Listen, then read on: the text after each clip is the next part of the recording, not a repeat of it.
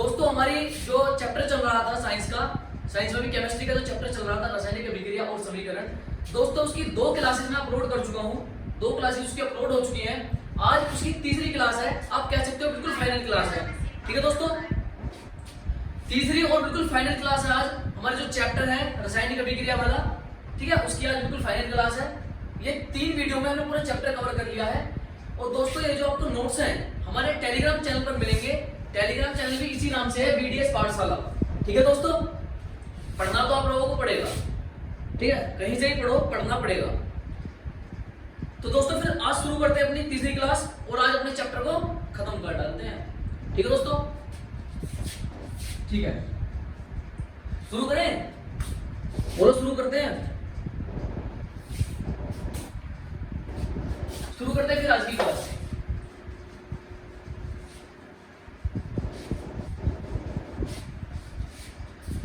दोस्तों जो लोग नए आए हैं हमारी डायरेक्ट तीसरी वीडियो को देख रहे हैं, उनको बता दूं मेरा नाम हर्ष है और मैं आपको साइंस पढ़ाता हूं। ठीक है, 2 वीडियो हमारी पहले हो चुकी हैं। ये जो हमारा रासायनिक अभिक्रिया और समीकरण वाला चैप्टर चल रहा है, इसकी 2 वीडियो पहले हो चुकी हैं और ये इसकी आज तीसरी वीडियो है। ठीक है दोस्तों, फिर आज इसकी आगे की बात करते हैं थोड़ी सी। ठीक है दोस्तों, कल हमने वियोजन अभिक्रिया की बात की थी। वियोजन अभिक्रिया,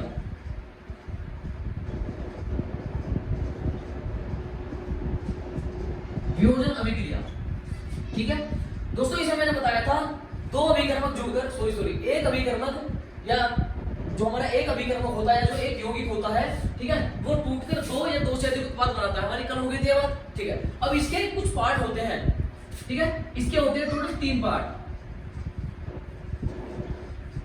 जो आपके लिए इंपोर्टेंट होंगे वो पढ़ा दूंगा, बाकी छोड़ देंगे।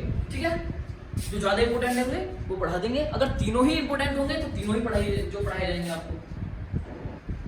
ठीक है दोस्तों, इसका जो पहला पार्ट है, इसका पहला पार्ट है वो आता है आपको उसमें।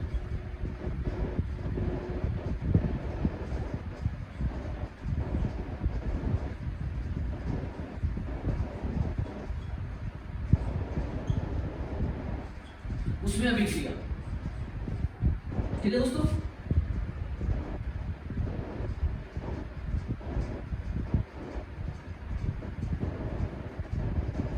उसमें अभिक्रिया। दोस्तों सबसे पहले इसको समझ लीजिए, लिखने से पहले होता क्या है। जो वियोजन, ये उसमें वियोजन का ही पार्ट है, वियोजन अभिक्रिया का ही एक पार्ट है उसमें। ठीक है, इसमें क्या होता है, उष्मा की सहायता से, by the help of heat की सहायता से किसी भी यौगिक को, किसी भी अभिकर्मक को 2 या 2 से अधिक उत्पाद में तोड़ा जाता है उष्मा की मदद से। ठीक है, तो वियोजन में क्या था, वियोजन में एक उत्पाद हमारा जो हमारा एक अभिकर्मक था वो टूटकर 2 उत्पाद बना रहा था या 2 से अधिक उत्पाद बना रहा था। ठीक है, अब उसमें में क्या है, प्रोसेस तो वही होगा, उत्पाद जो हमारा उत्पाद है वो 2 या 2 से अधिक बनेंगे एक अभिकर्मक से।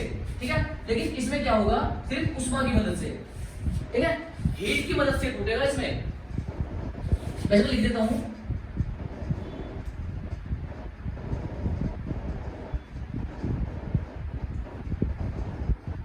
उष्मा की सहायता से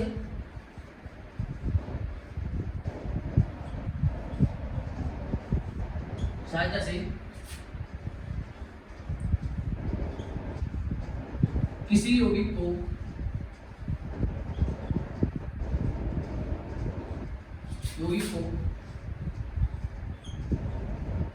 दो या 2 से अधिक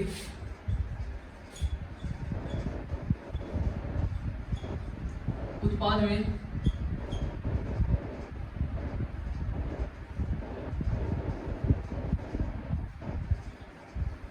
तोड़ना, 2 या 2 से अधिक उत्पाद में तोड़ना, उसमें अभिक्रिया क्या कहलाता है, उसमें अभिक्रिया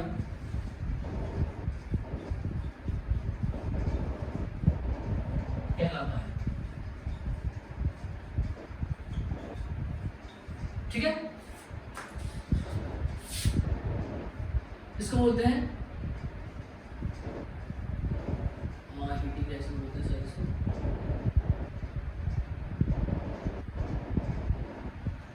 इसको इंग्लिश में लिख देता हूं दोस्तों मैं।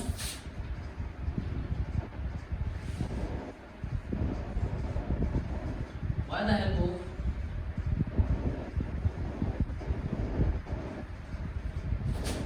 Of heat a single compound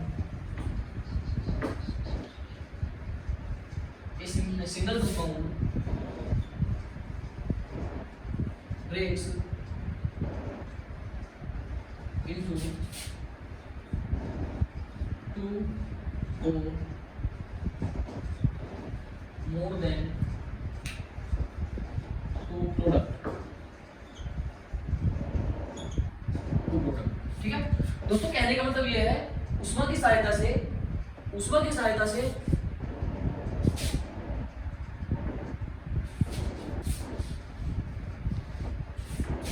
product.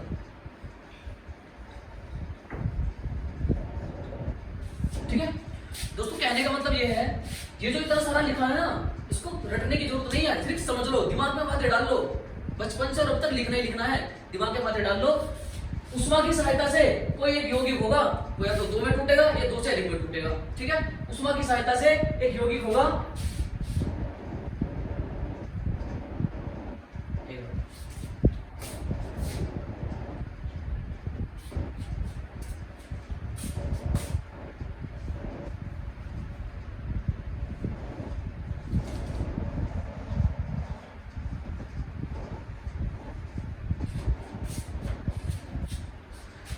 ठीक है दोस्तों, उष्मा की मदद से कोई यौगिक है वो दो या दो से अधिक उत्पाद में टूटेगा। ठीक है, एक यौगिक होगा दो या दो से अधिक उत्पाद में टूटेगा। जैसे कि एक एग्जांपल बताई दूंगा आप लोगों को,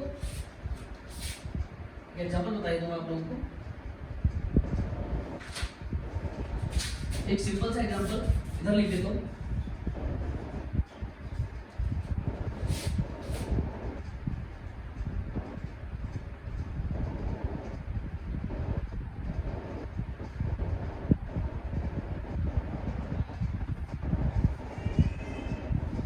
कैल्शियम कार्बोनेट, जैसे ही इसको हीट किया जाता है तो ये कैल्शियम ऑक्साइड प्लस CO2 में टूटता है।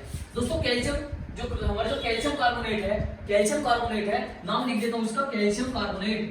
ये जो है हमारा, यह कैल्शियम कार्बोनेट,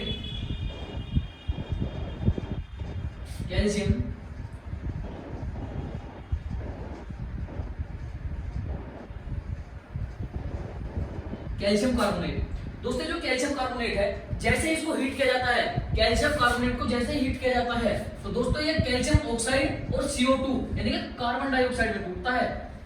कैल्शियम ऑक्साइड और कार्बन डाइऑक्साइड में टूटता है। ठीक है दोस्तों, ये बात समझ में आ गई? बहुत बढ़िया। ठीक है, नेक्स्ट वाली चीज लिखते हैं हम, इसका नेक्स्ट पार्ट लिखते हैं। मैंने 3 पार्ट बताए थे ना इसके, मैंने वियोजन अभिक्रिया के 3 पार्ट बताए थे। 3 में से पहला हो गया एक नंबर 1 उष्मीय अभिक्रिया। ठीक है, नेक्स्ट पर चलते हैं, फिर आप उसको नोट कर लीजिए।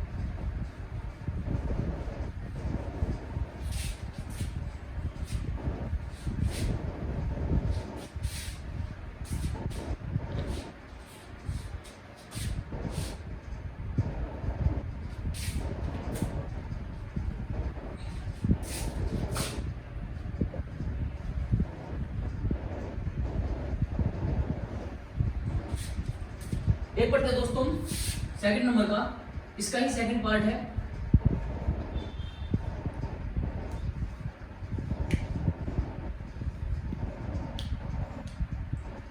प्रकाशीय वियोजन।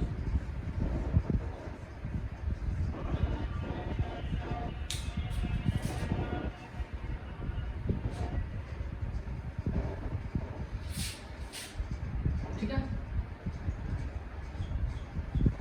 इसमें क्या है दोस्तों, पहले तो समझ लीजिए भाई, ऊष्मा वाले में क्या था, ऊष्मा की सहायता से कोई अभिकर्मक दो या दो से अधिक उत्पाद में टूट रहा था। ठीक है दोस्तों, जब इसमें प्रकाश का नाम आ गया, प्रकाश या इसमें प्रकाश का नाम आ गया, ठीक है, तो इसका सीधा सीधा मतलब ये है, प्रकाश की मदद से by the help of light, प्रकाश की मदद से किसी भी अभिकर्मक को दो या दो से अधिक उत्पाद में तोड़ना। ठीक है, वियोजन का ही सेकंड पार्ट है, तो इसका मतलब एक हमारा क्या होगा, रिएक्टेंट होगा। ठीक है, एक हमारा जो रिएक्टेंट होगा वो हमारा दो या दो से अधिक उत्पाद बनाएगा। ठीक है, और डिपेंड करता है वो प्रकाशीय होगा तो प्रकाश की मदद से टूटेगा, ऊष्मीय होगा तो ऊष्मा की मदद से टूटेगा। एक होता है इसका विद्युत अपघटन। ठीक है, वो उसका थर्ड पार्ट है, वो देखेंगे बाद में, पहले इसको समझ लीजिए। इसमें क्या होता है दोस्तों,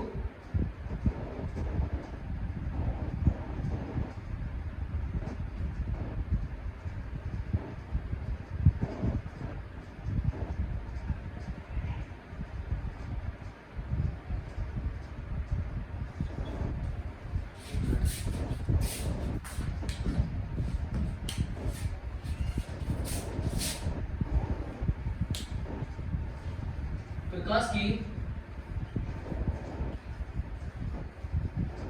सहायता से किसी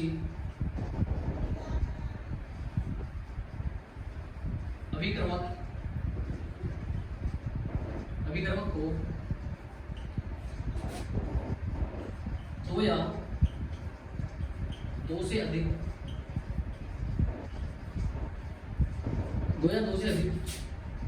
किसी अभिकर्मक को दो या दो से अधिक उत्पाद में तोड़ना। ठीक है दोस्तों, जो मैंने अभी बताया आपको वही लिखा है भाई, प्रकाश की सहायता से। अगर यहाँ पर ऊष्मीय होता, अगर पहला ही पार्ट लिख दूंगा ऊष्मीय अभिक्रिया, अगर पहला ही पार्ट लिख दूंगा ऊष्मीय अभिक्रिया, तो प्रकाश की जगह पर क्या हो जाएगा, ऊष्मा। ठीक है, क्योंकि यहाँ पर प्रकाश है तो प्रकाश की सहायता से जो अभिकर्मक टूट रहा है दो या दो से अधिक उत्पाद में, तो समझो प्रकाशीय है। अगर ऊष्मा की मदद से टूट रहा है तो समझो क्या है, बहुत बढ़िया, ऊष्मीय है। इंग्लिश में लिख देता हूं, bye the help of light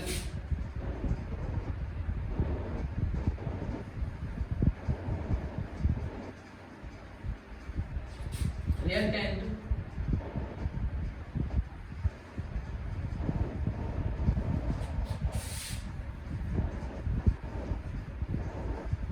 breaks into two or more than two product।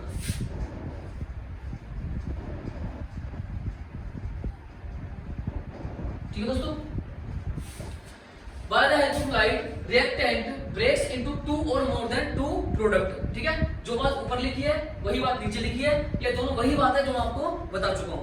ठीक है, अब इसके बेस्ट एग्जांपल देख लेते हैं इधर, इसके बेस्ट एग्जांपल देख लेते हैं। आप सभी का बिल्कुल जाना माना एग्जांपल आप सभी ने पढ़ा होगा,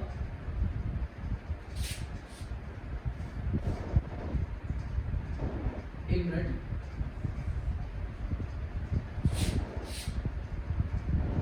AgCl और दूसरा एग्जांपल ले लेते हैं AgBr। ठीक है दोस्तों, ये है सिल्वर क्लोराइड, ये सिल्वर ब्रोमाइड, ये दोनों के दोनों किसमें फोटोग्राफ में यूज होते हैं, सिल्वर क्लोराइड और सिल्वर ब्रोमाइड। ठीक है, सिल्वर क्लोराइड सिल्वर ब्रोमाइड दोनों फोटोग्राफ में यूज होते हैं, दोनों फोटोग्राफी।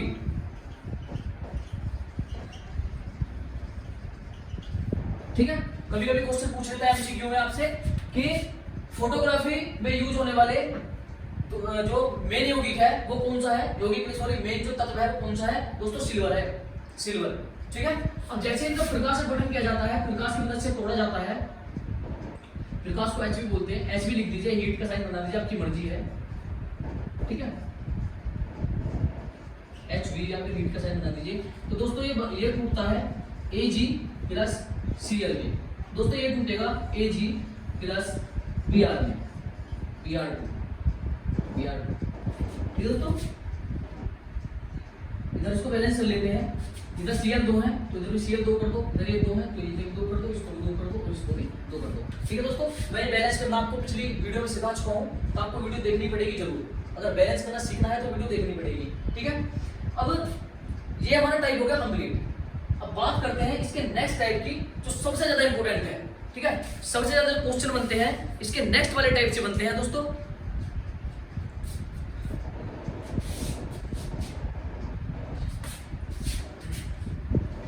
ठीक है, आप इसको नोट कर लीजिए, ये दोनों इसके एग्जांपल हैं दोस्तों, ये देखो।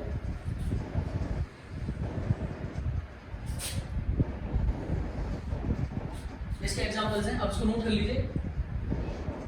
हो गया? ठीक है।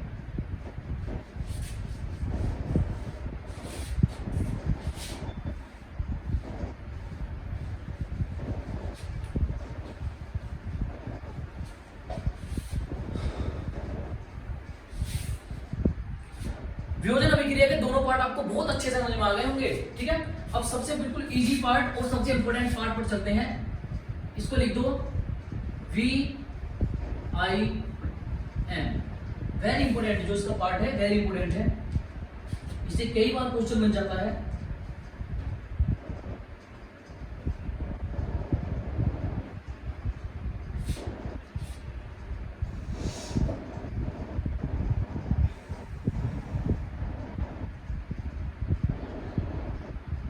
दोस्तों एक और पार्ट आता है इसका, वो इंपॉर्टेंट नहीं छोड़ो, बाकी फिर भी बता देता हूं। विद्युत अपघटनी, विद्युत अपघटनी। दोस्तों इसमें क्या होता है, दो इसमें रोड होती है। ठीक है, एक होती है एनोड, एक होती है कैथोड। एक इस तरह का डायग्राम होता है, इस तरह का डायग्राम होता है। ठीक है,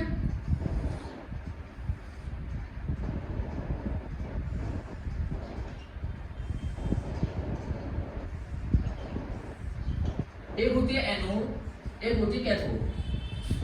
ठीक है, ये कैथोड है, ये हमारी एनोड है, ये कैथोड है, ये एनोड है। ठीक है, जब इस अभिक्रिया में क्या होता है, जैसे ही करंट पास कराया जाता है, जैसे ही करंट पास कराया जाता है, हाइड्रोजन गैस निकलती है कैथोड पर, क्लोरीन गैस निकलती है एनोड पर। ठीक है दोस्तों, क्लोरीन निकलती है एनोड पर, हाइड्रोजन निकलता है कैथोड पर। कब? जब हम क्या करवाएंगे इसमें, ब्राइन सॉल्यूशन रखेंगे, brine solution, brine solution bye brine solution. ठीक है, क्लियर है? ये डायग्राम आप देख लेना एक बार।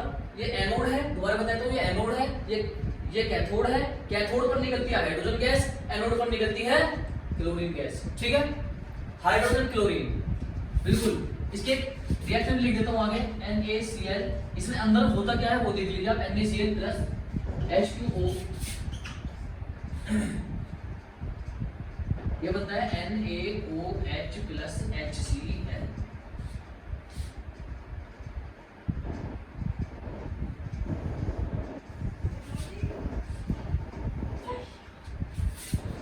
ठीक है दोस्तों,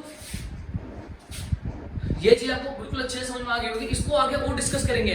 ठीक है, इसको भी आगे और अच्छे से डिस्कस करेंगे। एक मिनट बस।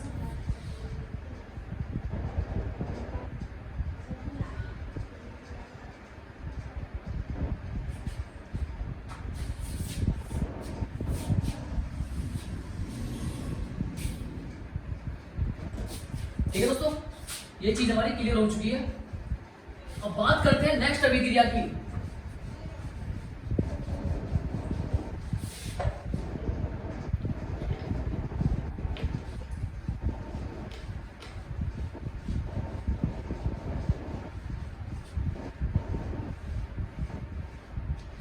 दोस्तों बात करते हैं नेक्स्ट अभिक्रिया की।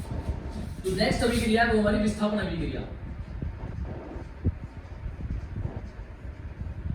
विस्थापन अभिक्रिया,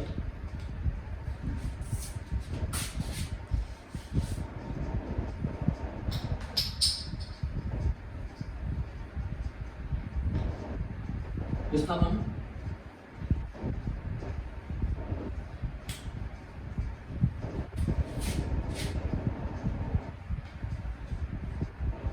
विस्थापन अभिक्रिया, इसको बोलते हैं दोस्तों डिस्प्लेस्ड रिएक्शन।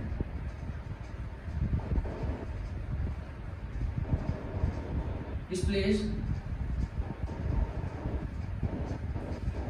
रिएक्शन, ठीक है। तो दोस्तों इस रिएक्शन को पढ़ाने से पहले मैं आप लोगों को एक चीज बताना चाहता हूं। आपने कभी रिएक्टिविटी सीरीज का नाम सुना है? रिएक्टिविटी सीरीज, ठीक है, ये होती है रिएक्टिविटी श्रेणी। मैं लिख देता हूं इधर, आपको याद करने की ट्रिक बताऊंगा।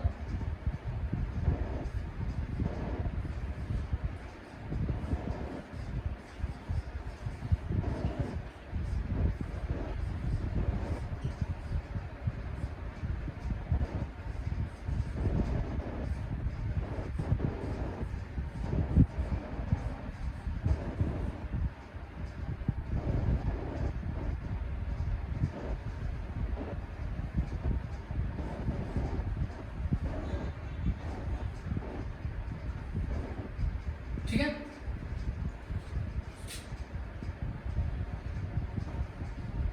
देखो दोस्तों, ये होती है रिएक्टिविटी सीरीज।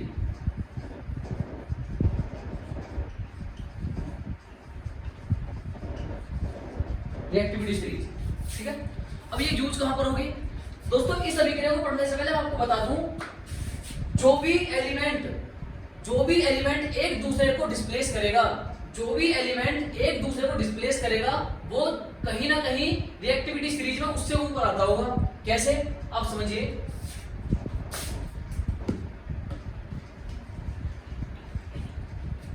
जैसे कि मैं आपको एक एग्जांपल दूं, FeSO4, ठीक है, और मैं यहां पर Zn की अभिक्रिया करा दूं।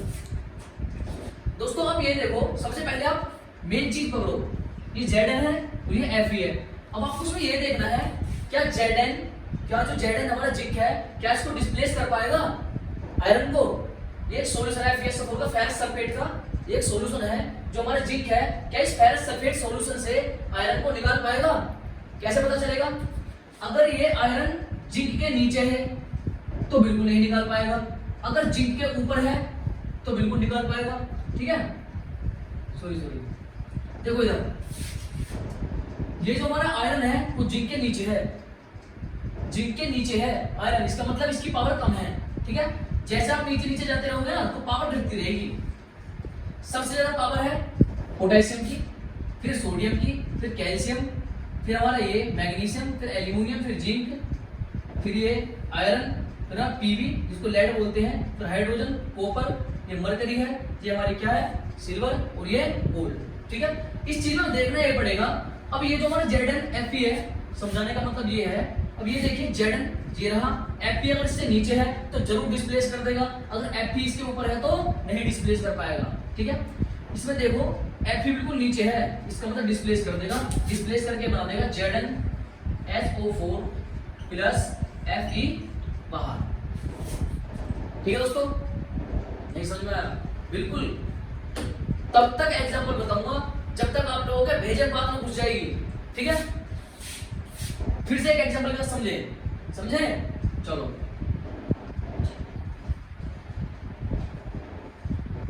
CuSO4 प्लस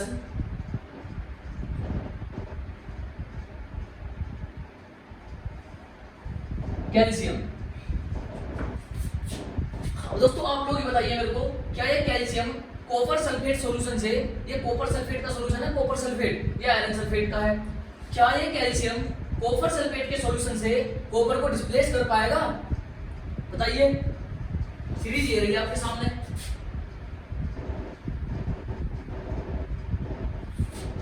पहले देखिए कैल्शियम कहां पर है। सबसे पहले जो चीज अकेली है, जिसके साथ अभिक्रिया करा रहे हैं उस चीज को देखिए, कैल्शियम है कहां पर? ये रहा कैल्शियम, ठीक है। अब ये देखो कॉपर कैल्शियम से नीचे है कि ऊपर है? सर कॉपर तो नीचे है, कैल्शियम से नीचे है, तो बिल्कुल डिस्प्लेस कर पाएगा इसको, ये डिस्प्लेस कर जाएगा, क्योंकि कॉपर की पावर कम है, कैल्शियम की पावर ज्यादा है, क्योंकि ऊपर है, ऊंचे खानदान से है, ठीक है।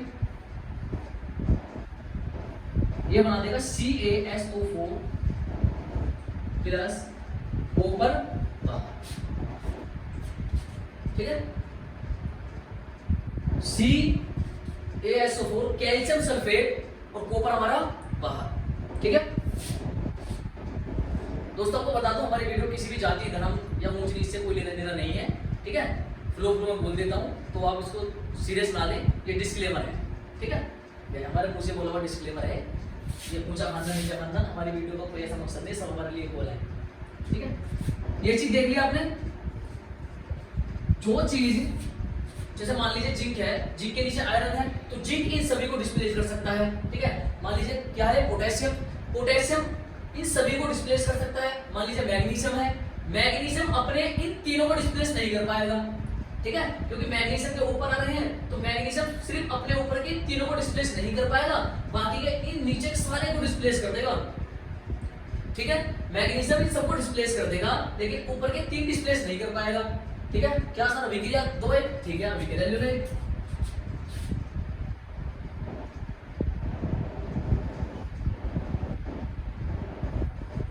CaSO4 plus Mg। दोस्तों Mg की अभिक्रिया करा रहे हैं ना, देखो Mg की अभिक्रिया हो रही है, तो सबसे पहले आपको मैग्नीशियम ही उठाना है। देखो मैग्नीशियम कौन है, ये रहा मैग्नीशियम, यहां चुप कर बैठा है, देख लो फिर। क्या कैल्शियम मैग्नीशियम से ऊपर आता है कि नीचे? बिल्कुल ऊपर आता है सर, ये रहा, तो ये अभिक्रिया पॉसिबल नहीं है। थोड़ा समझ में आ रहा है, ठीक, देख लेते फिर।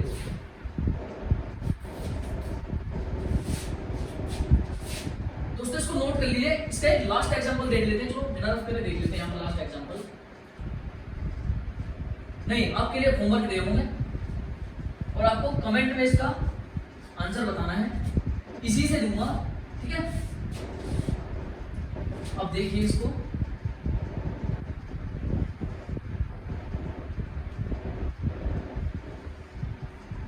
AlSO4 प्लस इसकी अभिक्रिया करानी है आपको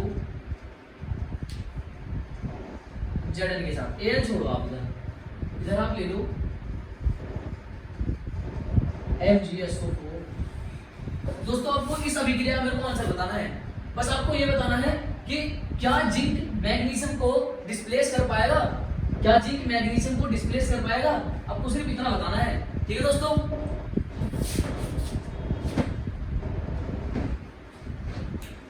इसको एक बार दोबारा याद कर लेता हूं। करीना ने कार मांगी एल्यूमिनियम जिंक फरारी, फिर भी हुंडई क्यों मिली? मिली का मतलब है ये मरकरी, मरकरी, मरकरी, मिली का मतलब मरकरी, ठीक है। करीना ने कार मांगी एल्यूमिनियम जिंक फरारी, फिर भी हुंडई क्यों मिली सिल्वर गोल्ड वाली, ठीक है। करीना ने कार मांगी एल्यूमिनियम जिंक फरारी, फिर भी हुंडई क्यों मिली सिल्वर गोल्ड वाली, ठीक है दोस्तों।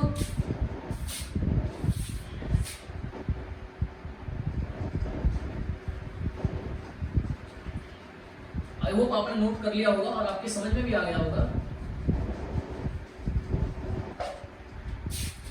ठीक है।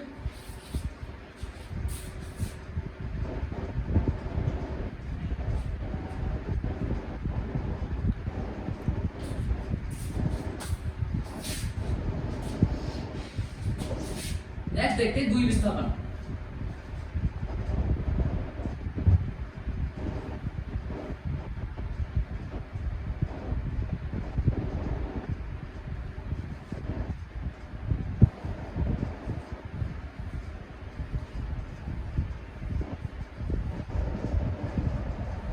द्वितीय विस्थापन अभिक्रिया,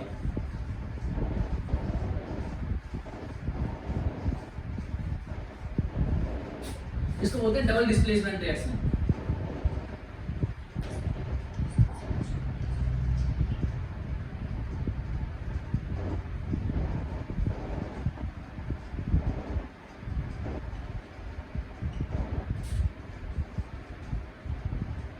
डबल डिस्प्लेसमेंट रिएक्शन, ठीक है।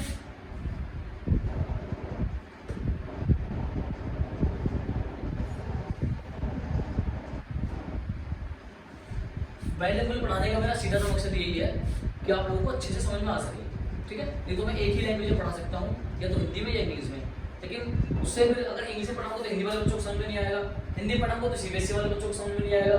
इसलिए दोनों लैंग्वेज बेटर है, आपको भी समझ में अच्छा आएगा, ठीक है।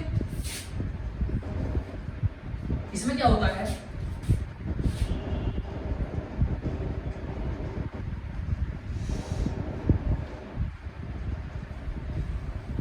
इस अभिक्रिया में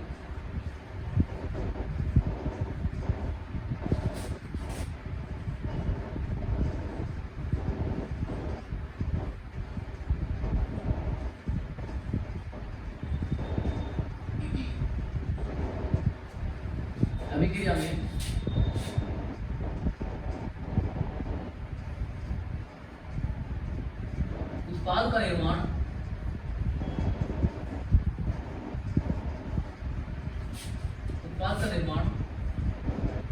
दो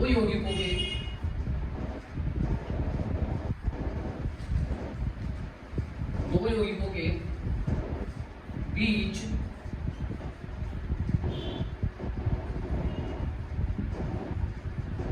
आयन के आदान प्रदान से होता है, ठीक है। इंग्लिश में लिख दो दोस्तों, मैंने वही बताया। इस डबल डिस्प्लेस रिएक्शन में क्या होता है, दो यौगिक होंगे, दोनों यौगिक के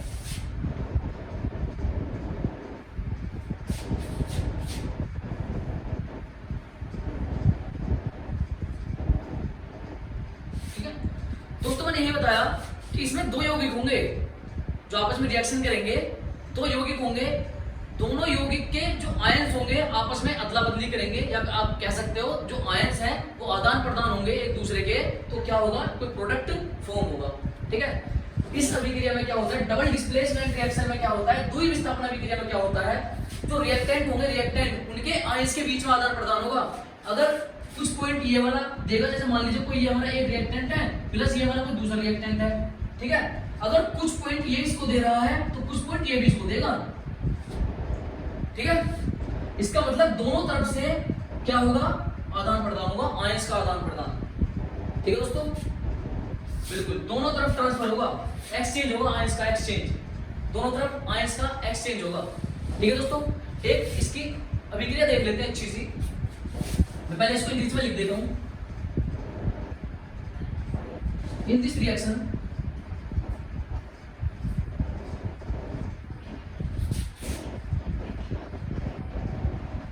product is formed. In this reaction product is formed due to exchange of ions, due to exchange of ions, ठीक है दोस्तों। एक मिनट दोस्तों, माफी चाहता हूं एक मिनट के लिए, ठीक है, दोबारा समझ लेते हैं एक मिनट। द्वितीय विस्थापन अभिक्रिया में क्या होता है,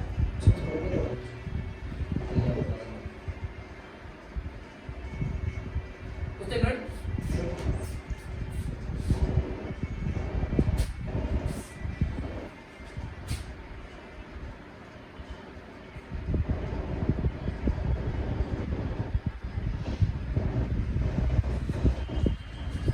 द्वितीय विस्थापन अभिक्रिया में क्या होता है, इस अभिक्रिया में उत्पाद का निर्माण होता है यौगिकों के, जो यौगिक होता है उसके आयंस के आदान प्रदान से, ठीक है दोस्तों।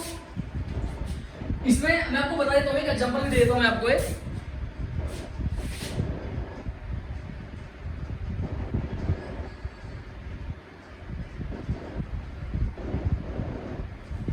ठीक है। मैं आपको एग्जांपल दे देता हूं दोस्तों, एक मिनट आप इधर देखिए, एग्जांपल यहां पर लिख देता हूं मैं इसका।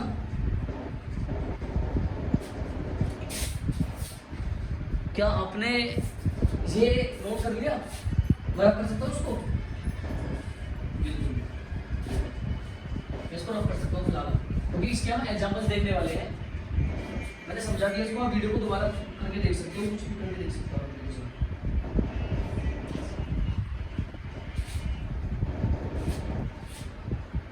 इसको देखो, जैसे कि NaSO4 प्लस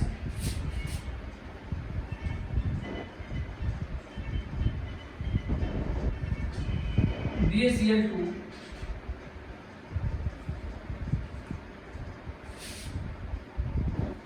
ये बनाएंगे BaSO4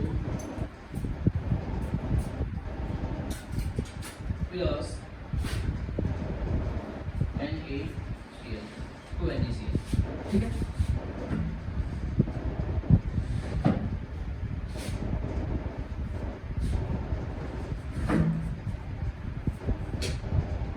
ठीक है दोस्तों, इधर पूरा क्लियर किया, ठीक है।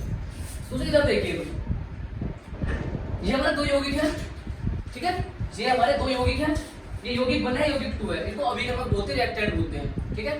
ये हमारे जो दो अभिकर्मक हैं दोस्तों, आप देख सकते हो, अगर इसको बीच में तोड़ा जाए, इसको बीच में तोड़ा जाए, तो मैंने बताया था ना कि आयंस का आदान प्रदान होता है, तो कैसे होता है वही देखिए। ये जो प्लस माइनस में टूटता है, ये प्लस, ये माइनस, ये प्लस, ये माइनस, ठीक है। तो इसमें क्या होता है, ये जो प्लस वाला है हो जाएगा माइनस वाले के पास, इधर का प्लस वाला इधर के माइनस वाले के साथ, ठीक है। क्योंकि अगर सेम चार्ज होते हैं तो एक दूसरे को दूर दूर भगाते हैं ना, इस तरीके से एक दूसरे से दूर भागते हैं ना, है ना। अगर दोनों चार्ज अलग अलग हैं तो एक दूसरे के पास आते हैं, ठीक है। वही अपोजिट जेंडर वाला केस है ना, अट्रैक्शन वाला। तो यही वाली बात है। मान लीजिए मेल फीमेल वाला समझ लीजिए, कुछ भी समझ लीजिए आप उसको, NaCl Na है, सोडियम है, ठीक है। ये सोडियम इसके क्लोरीन के साथ जाएगा, क्यों? क्योंकि जब ये बीच में टूटता है, टूटने के बाद ये जो प्लस वाला है ये माइनस वाले के पास जाता है, और ये जो प्लस वाला है ये इस माइनस वाले के पास जाता है। ये बच जाता है बेरियम सल्फेट और सोडियम क्लोराइड, ठीक है दोस्तों, बात क्लियर है? ठीक है। ये डबल डिस्प्लेसमेंट रिएक्शन है। डबल डिस्प्लेस का मतलब ये है कि डबल चीज डिस्प्लेस हो रही है, देखो डबल चीज डिस्प्लेस हो रही है दोनों तरफ, ठीक है। नेक्स्ट देख लेते हैं हम।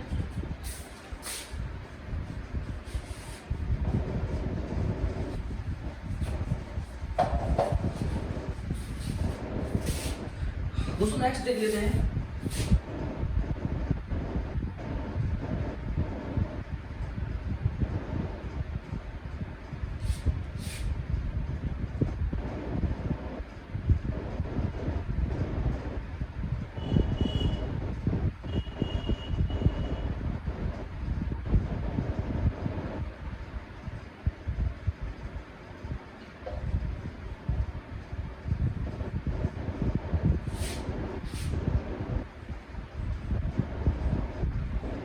अपचयन अभिक्रिया।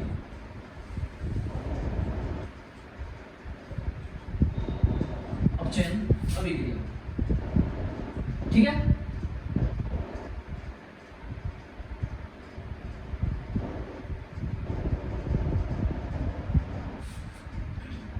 अपचयन अभिक्रिया, रिड्यूस्ड रिएक्शन।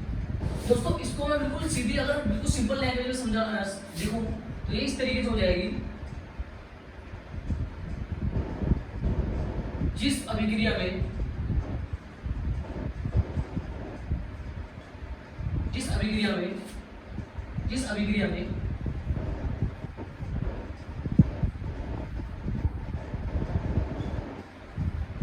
हाइड्रोजन की वृद्धि तथा हाइड्रोजन की वृद्धि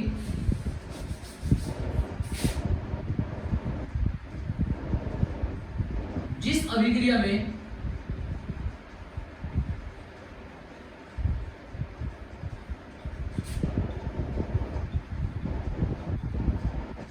हाइड्रोजन की वृद्धि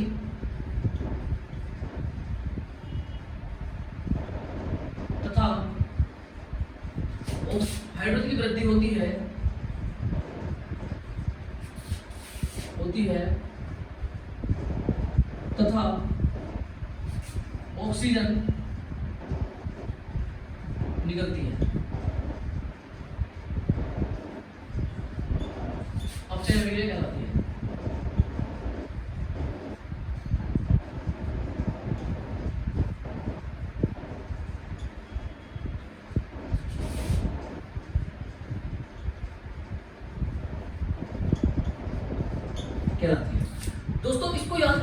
बिल्कुल सीधा सीधा एग्जांपल के साथ मैं बता देता हूं अभी। जिस भी अभिक्रिया में हाइड्रोजन की वृद्धि हो और ऑक्सीजन निकले, हाइड्रोजन की वृद्धि हो और ऑक्सीजन निकले, उसको क्या बोलते हैं? अपचयन अभिक्रिया। अपचयन अभिक्रिया। इस अभिक्रिया में क्या होता है दोस्तों? हाइड्रोजन की तो वृद्धि होती है और ऑक्सीजन निकलती है, ठीक है। इसको मैं यहाँ पर शॉर्ट में लिखना चाहूँ बिल्कुल, तो ऐसा हो जाएगा हाइड्रोजन की वृद्धि, ऑक्सीजन बाहर। हाइड्रोजन की वृद्धि होती है, ऑक्सीजन निकलती है, ठीक है दोस्तों। ये चीज समझ में आ गई। इसके एग्जांपल देख लेते हैं कुछ, एक या दो एग्जांपल देख लेते हैं इसके। इस अभिक्रिया अपचयन अभिक्रिया में क्या होता है? हाइड्रोजन की वृद्धि होती है और ऑक्सीजन निकलती है। दोस्तों सिंपल लैंग्वेज में समझाने के लिए है। इसके प्रॉपर नोट्स आपको हमारे टेलीग्राम चैनल पर मिलेंगे, ठीक है दोस्तों। ये जो लिखा है बिल्कुल एज इट इज लिखा हुआ विद एग्जांपल्स आपको हमारे टेलीग्राम चैनल पर सारे नोट्स मिल जाएंगे, ठीक है। पहला एग्जांपल देख लेते हैं दोस्तों। जेड जिंक ऑक्साइड जब कार्बन के साथ रिएक्शन करता है तो ये बनता है Zn प्लस Zn, ठीक है दोस्तों। देखने वाली चीज ये है, जब जिंक ऑक्साइड कार्बन के साथ रिएक्शन करता है, मैंने बताया था या तो हाइड्रोजन की वृद्धि होगी जब हम उसको अपचयन बोलेंगे, या फिर ऑक्सीजन बाहर निकलेगा जब हम उसको अपचयन बोलेंगे। तो आप इसमें सीधा सीधा देख सकते हैं ऑक्सीजन बाहर निकल रहा है कार्बन के साथ, कार्बन मोनोऑक्साइड बना दिया इसने। क्या बना दिया? कार्बन मोनोऑक्साइड बना दिया, ठीक है। जिंक रह गया अकेला, ऑक्सीजन चला गया कार्बन के साथ, ठीक है। जिंक रह गया अकेला, ऑक्सीजन चला गया कार्बन के साथ, कार्बन के साथ ऑक्सीजन निकल गया। तो इसको हम कह सकते हैं कि ये कौन सी रिएक्शन है जिसमें ऑक्सीजन निकल रही है? कौन सी है? अपचयन अभिक्रिया, ठीक है दोस्तों।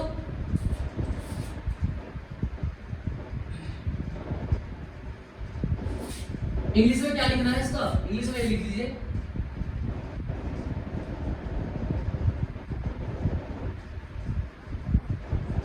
Increment of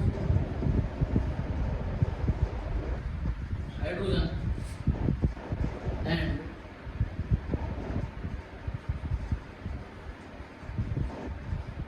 reduction of oxygen, ठीक है। ये दोस्तों इसकी इंग्लिश की डेफिनेशन होगी इतनी सी, ठीक है। ये चीज क्लियर समझ में आ गई? हाँ या ना? बहुत बढ़िया, कमेंट कर दीजिए इसी बात पे एक बार, ठीक है। इसका सेकंड एग्जांपल देख लेते हैं। मान लीजिए दोस्तों कॉपर ऑक्साइड है, जब इसकी अभिक्रिया हम H2 के साथ करवाएंगे, कॉपर ऑक्साइड है जब इसकी अभिक्रिया हम H2 के साथ कराएंगे,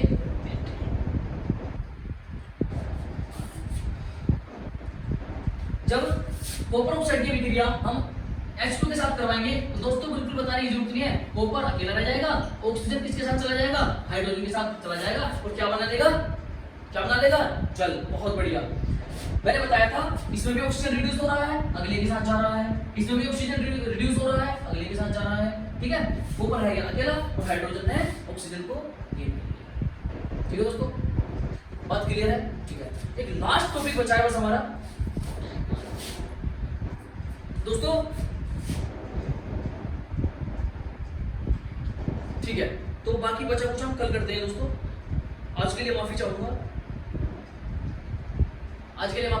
10 मिनट या 15 मिनट में कल हम कवर कर लेंगे, ठीक है। टेक्निकल इशू है, अभी देख लेते हैं। कल इसको नेक्स्ट वीडियो में हम इसको कवर कर लेंगे। जब तक के लिए हंसते रहिए, मुस्कुराते रहिए।